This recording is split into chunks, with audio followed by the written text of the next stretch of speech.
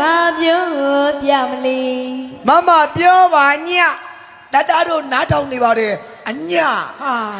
မင်းတို့ထက်ကိုငယ်သေးတယ်ဒီနှစ်ယောက်ကမင်းတို့ထက်ကိုငယ်ပုံပေါ်တယ်တတငယ်ပါသေးတယ်ခင်ဗျာသားတို့ကငယ်ပါသေးတယ်ခင်ဗျငယ်ပါသေးတယ်လား ဟုတ်ကဲ့အည ငယ်ပါသေးရင်တော့လူပြည့်ရှုံးနေကွယ် အခုနန်းလုံးကြိုင်သုံးနေပါတယ်ခင်ဗျ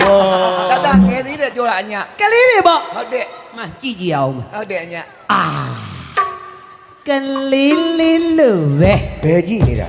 ကလေးလေးလို့ပဲဟာလူကြီးလို့ပဲ ဟာ ဘဘကြီးလို့ပဲ ဤကြကွေ့လူပဲ ရနေ အည မင်းကကလေးတွေပေါ့ ဟုတ်ကဲ့ခင်ဗျ ကလေးတွေဆိုရင်ပညာတတ်ကြီးဖြစ်အောင်ဦးကသာသင်ပေးမယ် ဟုတ်တယ်အည နောက်ကလိုက်ဆို ဟုတ်တယ်